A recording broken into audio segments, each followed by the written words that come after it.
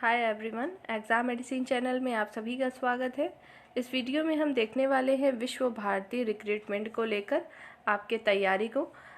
जैसा कि आप सबको पता है, इसकी लास्ट डेट हो चुकी है और जितने लोग भी इसमें फॉर्म फिल किए होंगे वो अपनी तैयारी भी स्टार्ट कर दिए होंगे। इसमें कुछ कॉमन सब्जेक्ट हैं सभी ट्रेड के लिए, जो कि आप सभी को पढ़ लेना चाहिए। इसमें से आपके कुछ पॉइंट दिए गए हैं, जैसे आप जिस यूनिवर्सिटी के लिए फॉर्म भरे हैं तो उसके विषय में तो जानकारी आप सभी को होनी चाहिए।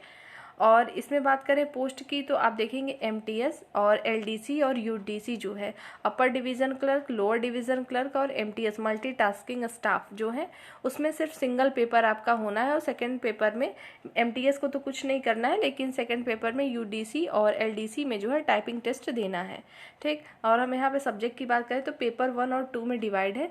पेपर 1 में आप देख रहे हैं यहाँ पे आपको जनरल अवेयरनेस है, रीजनिंग है, मैथमेटिक्स आएगा और इंग्लिश और हिंदी आएगी और कंप्यूटर अवेयरनेस आएगा। जो आपका यहाँ पर दिया हुआ है जीए का पोर्शन दिया हुआ है, जैसे में आपका जनरल अवेयरनेस है। यदि आप एमटीएस के हैं, लोअर डिवीज़न क्लर्क, अपर डिवीज़न क्लर्क के कैंडिडेट हैं, तो भी आप लोगों को यूनिवर्सिटी एक्ट और यूजीसी एक्ट के बारे में पता होना चाहिए। हम यहाँ सिलेबस की बात करें तो ये सिलेबस मैंने पहले भी बताया, यहाँ ज़्यादा चर्चा नहीं करेंगे। आप इसको जिसने सिलेबस नहीं देखा है वो सिलेबस की वीडियो पढ़ी होगी, आप देख सकते हैं। आप सभी लोगों के लिए एक प्लेलिस्ट क्रिएट कर दिया जाएगा, वहाँ पर भी आप चीज़ों को देख सकेंगे। ठीक है, ये आपके पूरे सिलेबस है। हम आज बात करने वाले हैं जिस टॉपिक की, मैं आपको बता दूं कि कुछ इसमें जैसे आपके डिप्टी रजिस्ट्रार, असिस्टेंट रजिस्ट्रार और जो है सेक्शन ऑफिसर, अदर पोस्ट हैं, उन सभी लोगों में यूनिवर्सिटी के बारे में प्रश्न पूछे जाएंगे। साथ ही साथ जिनके भी पेपर फर्स्ट है जीए में, आपके जीके आएंगे प्लस करंट अफेयर सब कुछ सम्मिलित होगा, तो उसमें आपके एक्ट पूछने की पूरी संभावना है। जैसे यहाँ देख ले सकते हैं आप कि यहाँ पे दिया हुआ है विश्व भारती एक्ट 1991 और यूजीसी एक्ट 1956। चूँकि ये आपके यूनिवर्सिटी से रिलेट करता हुआ टॉपिक है, दो टॉपिक, इसको सभी को पढ़ लेना है। ठीक है, बाकी जिसके जैसे सिलेबस है ये मैंने पहले ही बता दिया है। आइए हम इस वीडियो में देखने वाले विश्व भारती एक्ट मतलब अधिनियम 1991 को समझेंगे। और जिन लोगों को भी विश्व भारती से रिलेटेड जो भी आपको वीडियो प्रोवाइड करी जा रही है उसकी यदि पीडीएफ चाहिए तो आप कमेंट सेक्शन में बता सकते हैं, फिर आपको टेलीग्राम पर वो चीज़ें शेयर कर दी जाएंगी। टेलीग्राम लिंक डिस्क्रिप्शन में है, आप चाहें तो वहाँ पर ऐड हो सकते हैं। देखिए, ये विश्व भारती का ही कैंपस है, वहाँ से लिया गया है। आइए देखते हैं। देखिए, जो पहले विश्व भारती के बारे में समझ लें कि कब इसकी स्थापना हुई, कैसे हुई, फिर उसके बाद हम लोग इसमें विश्व भारती अधिनियम 1951 को देखेंगे। विश्व भारती विश्वविद्यालय की स्थापना 1921 में रविंद्रनाथ ठाकुर ने पश्चिम बंगाल के शांति निकेतन नगर में की थी। यह भारत के केंद्रीय विश्वविद्यालयों में से एक है। अनेक स्नातक और परास्नातक संस्थान इससे संबद्ध है। तो आपको ये बात पता चल गई कि 1921 में विश्व भारती विश्वविद्यालय की स्थापना की गई थी, रविन्द्रनाथ ठाकुर के द्वारा की गई थी शांति निकेतन नगर में। अभी भी ये शांति निकेतन के नाम से ही प्रसिद्ध है। ठीक है, बाद में इसका नाम विश्व भारतीय विश्वविद्यालय रखा गया। ये इसका लोगो है, आप देख सकते हैं स्क्रीन पे, ये इसका लोगो है, स्वास्तिक के चिन्ह बने हुए हैं और ये चीज़ें हैं। अब बात करते हैं, अभी फ़िलहाल यहाँ पे जो दिया हुआ है रिएक्टर और वाइस चांसलर के नाम दिए गए हैं, आप यहाँ से देख लें, फिर हम अभी इसको बताएंगे आगे तो आपको समझ में आएगा। यहाँ पर हम वापस आएंगे कि क्या है ये। ठीक, फिलहाल हम आगे देखते हैं। अब सबसे पहली बात करने वाले हैं हम इस अधिनियम को लेकर। देखिए, पहली बात करें कि विश्व भारती अधिनियम कब पारित हुआ था, तो 1951 में हुआ था, 1951 में। कब, तो 9 मई 1951 में हुआ था। देखिए, संसद के द्वारा जो है इसे पारित किया गया था। जब भी कोई भी यूनिवर्सिटी है, चाहे ये सेंट्रल यूनिवर्सिटी है, आपकी विश्व भारती जो है सेंट्रल यूनिवर्सिटी है, तो आपकी जो भी यूनिवर्सिटी होती हैं उसके अपने एक एक्ट होते हैं, उसके तहत सारी चीज़ें वहाँ पे क्या रेगुलेशन होगा, कैसे रूल्स होंगे, वो सारी चीज़ें उसमें लिखी गई होती हैं। सबसे पहले हम अगर अधिनियम को समझ रहे हैं तो हम ये समझ लें कि जैसे ये 1951 क्यों किया गया है। जब इसके लिए कोई पूरी योजना बनाई गई, मतलब कई धाराएं बनाई गई, उसमें सारे जितने स्टाफ होंगे, वहाँ पे जो भी काम होंगे, जो भी उसके डिपार्टमेंट होंगे, उससे संबंधित एक नियम कानून बनाया गया, जिसको एक अधिनियम का नाम दे दिया गया 1951। जैसे आपका भारतीय संविधान है, भारतीय संविधान में आपने देखा होगा 395 से ज़्यादा आपके अनुच्छेद हैं, लगभग 400 उस समय है, कई आपके भाग हैं, कई अनुसूचियां हैं। तो इस प्रकार से उसको डिवाइड किया गया, हर सेक्शन में अलग अलग चीज़ें बताई गई हैं। ठीक उसी प्रकार से जो भी यूनिवर्सिटी होती है उनके अपने एक एक्ट बने होते हैं। जब इसको बनाया गया होता है तो संसद के द्वारा इसे बनाया गया 1951 में, 9 मई 1951 को ये कम्प्लीटली बना। तो उसमें कई धाराएं हैं। आपके एग्ज़ाम के पर्पज़ से जो धाराएं इंपॉर्टेंट है मैं यहाँ पर आपको बता दे रही हूँ, एक्सप्लेन कर दे रही हूँ, आपको अच्छे से समझ में आ जाएगा। उसके बाद अगर आपको पूरे एक्ट को ही पढ़ना है, 1951 का जो एक्ट बनाया गया था, चाहेंगे आप लोग तो उसको टेलीग्राम पे मैं शेयर कर दूंगी मेन ऑफिशियल साइट से ही, आप चाहो तो वहाँ से पढ़ लीजिएगा। लेकिन आपको उतना पढ़ने की ज़रूरत नहीं है, आपके एग्ज़ाम में उतना पूछेगा ही नहीं। ठीक, जितना मैं यहाँ बता दे रही हूँ, अगर आपने इतनी जानकारी रख ली, अगर इससे प्रश्न आते हैं तो आपको यहाँ से देखने को प्रश्न मिलेंगे। तो हमने जैसे भी आपको बताया कि इसमें कोई भी अधिनियम बनता है तो उसकी कई धाराएं होती हैं, तो उसी की तहत है। जैसे यहाँ पे मैंने नंबर 1 लिखा है तो ऐसा नहीं है। तो जो अधिनियम बना है 9 मई 1951 में, विश्व भारती अधिनियम, उसमें सबसे पहली धारा में क्या है, संक्षिप्त नाम और प्रारंभ। संक्षिप्त नाम किसका, विश्व भारती का संक्षिप्त नाम और उसके प्रारंभ के विषय में बताया गया है, पहले में है। तो आपको जो धाराएं इंपॉर्टेंट है उसको याद रखना है। तो जो 1951 की धारा पहली है उसमें क्या है, संक्षिप्त नाम और प्रारंभ, कि विश्वविद्यालय का प्रारंभ कैसे हुआ, उसका संक्षिप्त नाम क्या है। तो इस अधिनियम का संक्षिप्त नाम विश्व भारती अधिनियम 1951 रखा गया था। ठीक है। उसके बाद धारा 2, ये जो 2 पॉइंट है वो धारा 2 है। 2 में क्या है, तो विश्व भारती का राष्ट्रीय महत्व की संस्था घोषित किया गया है। जैसे आप संविधान जब पढ़ते हैं तो आप अनुच्छेद को स्टार्ट करते हैं, जब पहले अनुच्छेद में आप पढ़ते हैं, फिर दूसरे में जाते हैं, फिर ऐसे ऐसे पढ़ते जाते हैं, तीसरे में आप जाएंगे, फिर उसके बाद नागरिकता के बारे में, फिर आपके मूल कर्तव्य के बारे में है, फिर इस तरीके से राज्य के बारे में दिया गया है। तो ठीक उसी प्रकार से इसमें भी जितने काम की चीज़ें हैं उसको रखी गई हैं। तो इसी वजह से सबसे पहले क्या किया गया है, पहली धारा में संक्षिप्त नाम बताया गया है और विश्वविद्यालय के प्रारंभ होने के विषय में बताया गया है। मैंने जो यहाँ इतना लिखा है ऐसा नहीं कि सिर्फ इतना लिखा है, आपको समझाने के लिए, टू द पॉइंट, कि आपको चीज़ें कम समय में सब समझ में आ जाए, इसलिए मैंने ये लिखा है। तो आपको सिर्फ इतना ही याद रख लेना है। अगले देखते हैं, विश्व भारती का राष्ट्रीय महत्व के संस्थान है, इसकी घोषणा करी गई है। तीसरे में परिभाषाएं दी गई हैं। तीसरी जो धारा है परिभाषाओं से संबंधित है। तो किस चीज़ की परिभाषा है उसमें, जैसे शैक्षणिक कर्मचारी वृंद। इस कर्मचारी वृंद का मतलब अगर आपको न पता हो, अगर हिंदी पढ़े होंगे तो आप सबको पता होगा, जहाँ पर भी वृंद लगा है बहुवचन में प्रयोग करने के लिए, कर्मचारियों जैसे कई कर्मचारी हैं तो उसी के लिए कर्मचारी वृंद लगा हुआ है। ठीक है। और जो उसके आचार्य को चांसलर कहते हैं। उपाचार्य और अध्यापक, प्रोफेसर, रीडर, लेक्चरर जो होंगे, उन सभी लोग मतलब कैसे काम करेंगे, उनके पद क्या हो सकते हैं, क्या योग्यताएं हो सकती हैं, उन सभी चीज़ों के बारे में बताई गई है। अलग अलग डेफिनेशन दी गई है, किसमें, धारा 3 के तहत सब सेक्शन कर दिया गया है। ठीक। उसके बाद हम बात करेंगे धारा 4 में क्या है, तो विश्वविद्यालय का निगमन है, विश्वविद्यालय के निगमन के बारे में बताया गया है। फिर धारा 5 जो है, विश्वविद्यालय के निगमन का कुछ मामलों में प्रभाव, जो निगमन विश्वविद्यालय द्वारा दिया गया है तो उसका क्या प्रभाव रहा है उसके बारे में जो है धारा 5 में बताया गया है। उसके बाद बात करते हैं धारा 6, जो धारा 6 है उसमें विश्वविद्यालय की शक्तियाँ बताएंगे। देखिए जितने भी विश्वविद्यालय होते हैं सबकी अपनी अलग पावर होते हैं, अपने क्षेत्राधिकार होते हैं।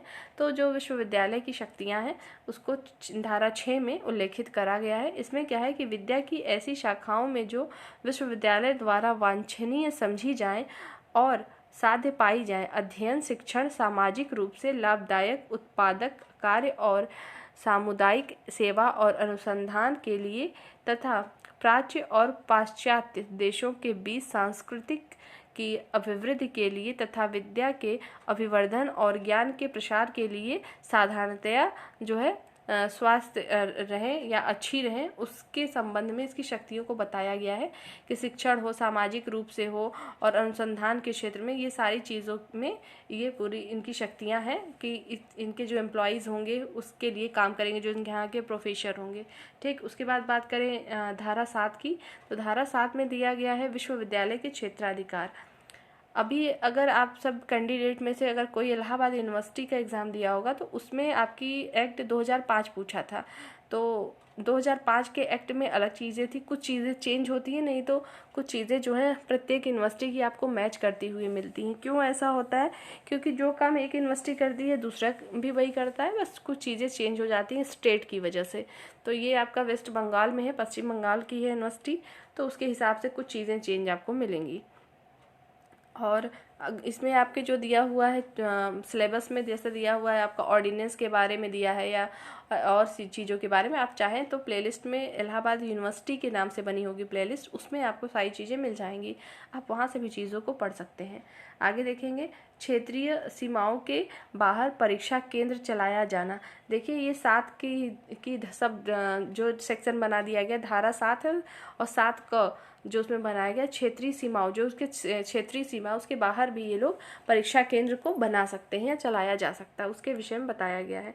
फिर धारा 8 में क्या बताया गया, तो विश्वविद्यालय का सभी मूल वंशों, पंथों और वर्गों के लिए खुला होना।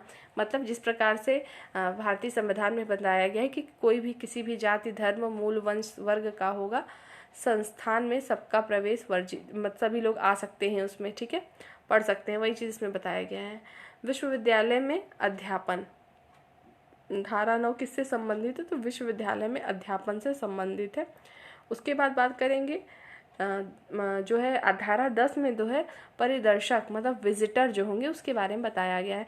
भारत का राष्ट्रपति विश्वविद्यालय का विजिटर होगा। देखिए लिखा है विजिटर, लेकिन अगर मात्र एक ऐसा विद्यालय है जहाँ के आचार्य मतलब चांसलर कौन है, तो प्रधानमंत्री हैं, ठीक है। ये मैं आपको, आप चाहें तो मेन ऑफिशियल साइट पर भी जाकर देख सकते हैं। एक ही आपको ऐसा मिलेगा विजिटर, ऐसा क्यों है वो आगे आपको पता चलेगा, आगे भी इसकी धाराओं में दिया गया है। तो भारत का राष्ट्रपति विश्वविद्यालय का विजिटर होगा। और धारा 11 में क्या दिया, तो प्रधान के बारे में, प्रधान को रिएक्टर कहते हैं। तो पश्चिम बंगाल के जो राज्यपाल होंगे वो विश्वविद्यालय के क्या होंगे, रिएक्टर होंगे। तो जो उस समय का राज्यपाल वर्तमान समय में होगा वही होगा। इसी वजह से हमने आपको सबसे पहले कुछ इमेज दिखाई थी, उस चीज़ पे हम वापस आएंगे, पहले हम इस धाराओं को पढ़ लेते हैं। आगे देखते हैं धारा 12 में क्या है, विश्वविद्यालय के अधिकारियों के बारे में बताया गया है कि जो आपके विश्वविद्यालय उसमें कौन कौन से अधिकारी होंगे। जैसे पहला दिया है आचार्य, आचार्य को क्या कहेंगे, चांसलर। उसके बाद है आपका उपाचार्य, उपाचार्य को वाइस चांसलर कहेंगे। उसके बाद है तीसरे में अध्ययन, शैक्षणिक पुनर्निर्माण निर्देशक हैं। संस्कृत और सांस्कृतिक संबंध निर्देशक होंगे। पाँचवें में है शारीरिक शिक्षा, क्रीड़ा और जो है आपकी राष्ट्रीय सेवा कल्याण के निदेशक होंगे। कर्म सचिव जिसको रजिस्ट्रार कहते हैं वो होंगे। वित्त अधिकारी होंगे जिसको फाइनेंस ऑफिसर कहते हैं। भवनों के अध्यक्ष होंगे। और जो है अन्य 9वें में दिया गया है ऐसे अन्य होंगे जो कि परिनियमों द्वारा विश्वविद्यालय के आधिकारिक जो है घोषित किए जाएंगे। समय समय पर जब जरूरत पड़ती है तो उनकी घोषणा करी जाती है विश्वविद्यालय की तरफ से। तो 9 में अन्य आएंगे। तो कुल मिला के इतने इसके क्या है हो गए विश्वविद्यालय के अधिकारी। अब हम बात कर लेते हैं, ये आपने 12 में पढ़ा, लेकिन यहाँ देखिए उपाचार्य, वाइस चांसलर, यहाँ 14 मैंने लिखा है। 14 इसलिए लिखा है कि जो धारा 14 है उसमें सिर्फ किसके बारे में बताया गया, तो उपाचार्य वाइस चांसलर के विषय में व्याख्या की गई है। यहाँ जैसे 16 मैंने लिखा है तो धारा 16 है इसका मतलब कर्मचारी जो कर्म सचिव होंगे मतलब रजिस्ट्रार के बारे में डिटेल किसमें दिया गया है, धारा 16 में बताया गया है। उसी प्रकार से अन्य जो अधिकारी होंगे उसके विषय में धारा 17 में उल्लेख किया गया है। तो आप जब वो एक्ट को पढ़ेंगे तो बहुत बड़ा वो एक्ट है, मैं टेलीग्राम पे शेयर कर दे रही हूँ, आप वहाँ से देख लीजिएगा चीज़ों को। यहाँ पे आपको जो चीज़ें मैंने यहाँ पे पॉइंट टू पॉइंट लिख दी है वो चीज़ें आपको समझ में आ जाएंगी। और एक बात और कि जो वो आपकी एक्ट है वो पूरी इंग्लिश में ही है। जो लोग इंग्लिश में होंगे उन्हें समझ में आएगा, हिंदी मीडियम के कैंडिडेट को प्रॉब्लम ना हो, इस वजह से भी मैंने इस चीज़ को इस तरह से बना दिया है। आगे देखेंगे आचार्य या चांसलर। देखिए यहाँ पर लिखा हुआ है आचार्य चांसलर के विषय में, देख सकते हैं आप, लिखा है ना कि आचार्य अपने पद के आधार पर विश्वविद्यालय का प्रधान होगा, अपने पद के अनुसार। तो इस समय इसी वजह से जो चांसलर है कौन है, प्रधानमंत्री हैं नरेंद्र मोदी, तो वही हैं। पहला ही ऐसा ही आपको कोई और ऐसा यूनिवर्सिटी नहीं दिखेगी जहाँ पे उसके हेड कौन होंगे, प्रधानमंत्री होंगे। हर जगह पे राष्ट्रपति ही होते हैं, ठीक है। अब देखते हैं 18 जो धारा दी गई उसमें क्या है। इसमें विश्वविद्यालय के प्राधिकरण दिए गए हैं। प्राधिकरण का मतलब विभाग समझ सकते हैं आप। जैसे पहले संसद मतलब कोर्ट के विषय में है, फिर कर्म समिति मतलब एग्जीक्यूटिव काउंसिल मतलब इसका प्रधान कौन होता है, प्रधान कार्यपालक जिसे कह सकते हैं, ठीक, प्रधान कार्यपालक। उसके बाद है शिक्षा समिति बनती है जिसमें हम एकेडमिक काउंसिल कह सकते हैं। अर्थ समिति, अर्थ समिति का मतलब होता है फाइनेंस से फाइनेंस कमेटी होगी। संस्थान बोर्ड होगा। अन्य जो विश्वविद्यालय के प्राधिकरण घोषित किए जाएंगे, प्राधिकरण द्वारा घोषित किए जाएंगे, अन्य होंगे।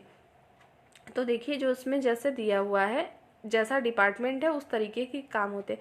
जैसे संस्थान बोर्ड है, अर्थ समिति मतलब फाइनेंस है, तो मतलब वित्त से संबंधित जो भी आपकी चीज़ें होंगी फाइनेंशियल, वो टोटल कौन से डिपार्टमेंट में होगा, तो फाइनेंस कमेटी द्वारा होगा। शिक्षा समिति, शिक्षा समिति एकेडमिक काउंसिल का मतलब ये हो गया जितने भी इसमें होंगे शिक्षा, जैसे आपके एग्ज़ाम कब कराने यूनिवर्सिटी के, कब आपके रिजल्ट आउट करने हैं, जो भी शिक्षा से रिलेटेड चीज़ें होंगी वो क्या होंगी, शिक्षा समिति में होंगी।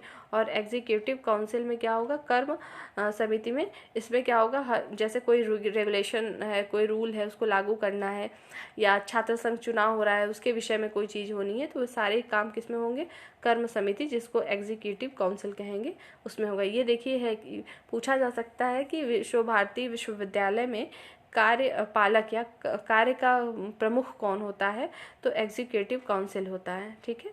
ये पूरा आयोग ही होता है। ये चीज़ें आपको समझ में आ गई होंगी।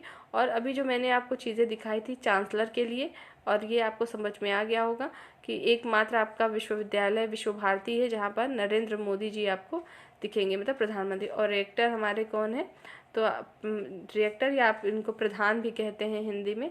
ये इमेज भी है, मेन ऑफिशियल साइट से मैंने लिया है, वर्तमान समय का है, आप इसको देख सकते हैं, ठीक है। ये देखिए डॉक्टर CV आनंद बोस कौन है, ये डायरेक्टर हैं। और उपाचार्य जिसको वाइस चांसलर कहते हैं कौन है, तो प्रोफेसर विद्युत चक्रवर्ती हैं, ठीक है। ये दोनों लोग हैं, यहाँ पे इनकी इमेज लगी हुई है। ये चीज़ें आपको समझ में आ गई होंगी। और जो इसमें यूनिवर्सिटी आपका दिया हुआ है, UGC एक्ट दिया हुआ है, उसको भी मैं आपको नेक्स्ट वीडियो में बता दे दूँगी, उसको भी आप तैयार कर लेंगे। और इसमें जो आपके दिए गए हैं सेक्शन GK के दिए गए हैं, कंप्यूटर के दिए गए हैं, उसके भी आपको वीडियो मिलते रहेंगे। अभी आपके एग्ज़ाम की कोई डेट तो है नहीं, आप लोग अपना आराम से चीज़ों को रिवीजन करते रहिए और पढ़ते रहिए। अगर किसी की कोई भी समस्या हो इस वैकेंसी को लेके तो कमेंट सेक्शन में पूछ सकते हैं, आपकी प्रॉब्लम को सॉल्व कर दिया जाएगा। बाकी सिलेबस और कोई चीज़ चाहिए तो आपको टेलीग्राम पर अवेलेबल है, वहाँ से मिल जाएंगे। इस वीडियो में सिर्फ इतना ही, नेक्स्ट वीडियो में हम फिर मिलेंगे, तब तक के लिए टेक केयर, जय हिंद।